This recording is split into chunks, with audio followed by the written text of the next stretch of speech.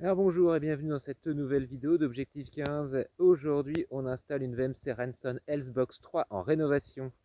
Le client possède déjà une VMC Hygro dysfonctionnelle. Et donc on va remplacer cette VMC Hygro par une Healthbox 3 Renson en rénovation.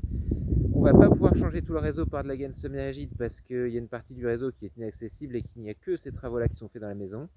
Mais donc, on va voir comment on s'en sort pour faire ce genre de choses. Puis on va en profiter pour regarder un petit peu l'ancienne machine, pour voir un petit peu la différence et de ce qu'on voit quelques années après les mises en place de ce type de VMC. Allez, tout de suite, on se retrouve sur le chantier. Alors là, du coup, on a une machine donc typique de ce qu'on découvre régulièrement.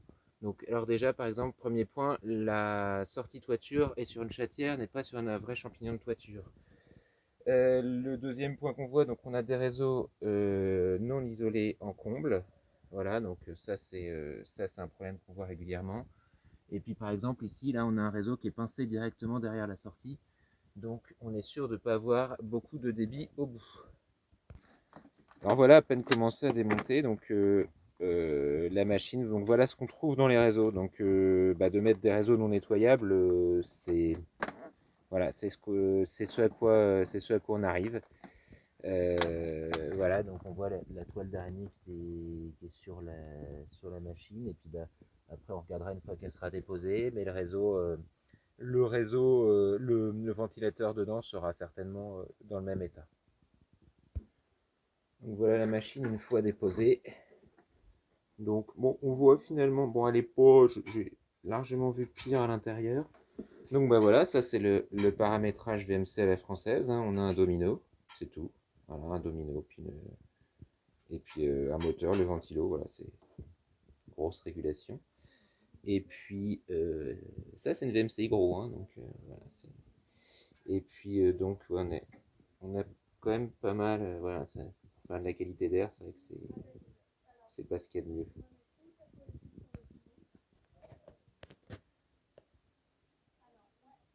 Alors là, on est contraint de changer la gaine. C'est la gaine de cuisine.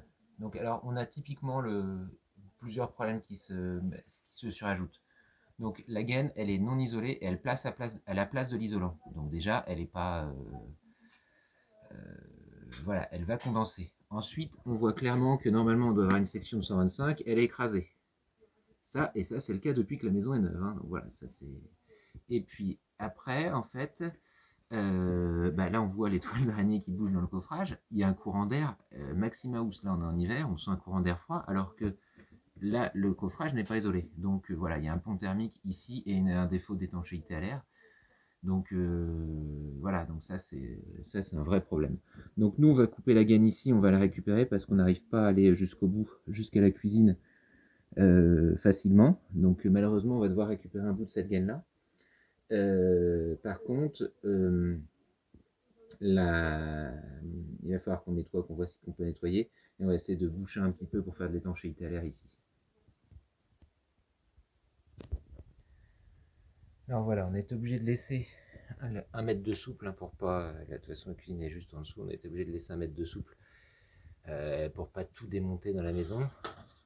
Et puis après, donc on passe de souple à rigide. Donc ça, c'est typiquement chez Aldes, hein, qui font ça.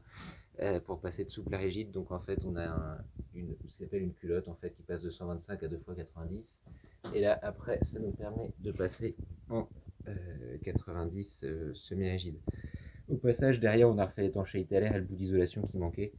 Voilà, c'est pas parce que nos prédécesseurs font n'importe quoi qu'il faut faire pareil. Et donc voilà, nous, là on repasse dans le comble perdu. Bah forcément, on fait de l'étanchéité à l'air aussi. Donc cette zone-là, en fait, elle va être coffrée cet après-midi après. Alors montage en cours de la VMC Healthbox 3. Donc là, on avait l'ancienne VMC qui était plutôt ici, suspendue. Donc nous, on s'est mis au fond sur le pignon. Alors petite difficulté. Alors voilà pourquoi ce sera nécessaire qu'on revienne faire les maintenances. Ici, on a été contraint de mettre un point bas pour la sortie toiture. pouvait pas se mettre plus haut.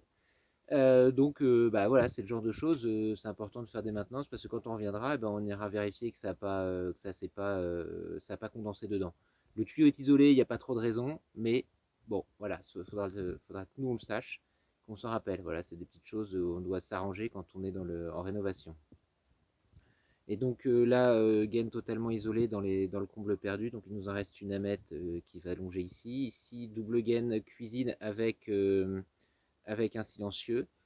Et puis là, on va se raccorder. Alors, on est obligé de garder la gaine qui est en bas pour qu'il passe dans un doublage pour aller jusqu'à la salle de bain. Donc voilà, chantier qu'on a fait relativement rapidement. Il va être terminé en 2 jours, je pense. Euh, voilà, on peut voir qu'il y a la connexion Wi-Fi sur la Xbox 3. Et puis voilà, donc on a bien mis la machine, là je ne sais pas si on le voit d'ici, mais toujours posée sur des plots anti-vibratiles. Donc là la machine maintenant est en service, calibrée. Donc on a mis une petite plateforme pour les maintenances. On a un petit peu de mal pour la calibration parce que on a repris une partie du réseau souple qui n'était pas du tout accessible pour les travaux sans tout casser dans la maison. Donc on voit que le réseau souple il pose un peu problème parce que la machine elle a dû faire une dépression un peu forte et donc on a dû réduire un peu le débit d'une bouche. Voilà, ce sont des choses qui arrivent. Surtout quand on est en rénovation et qu'on ne peut pas reprendre la totalité du réseau. Donc voilà, on a bien un réseau isolé 50 mm partout, salle de bain, WC, salle de bain, rez-de-chaussée, cuisine avec un silencieux et puis un double réseau. Là c'est pour ça que ça fait un peu gros ici. Donc voilà, ça fonctionne très bien. On a fait le calibrage sur notre application Renson Xbox 3. Le client a son application et donc il voit les débits, le CO2 et l'humidité dans sa maison sans aucun problème. Voilà, encore une installation réussie. Voilà, donc petit résumé après le chantier. Alors, comme vous pouvez le voir, nous on a, enfin, moi je suis chat et mon épouse est chien, donc on a choisi un autre type de bête pour avoir chez nous. C'est très sympathique et c'est très doux. Voilà, bon, trêve de plaisanterie. Donc, sur ce chantier-là, ça nous a permis de voir un petit peu l'état dans lequel on trouve les VMC simple flux la plupart du temps. Même double flux aussi quand on vient pour faire de la rénovation.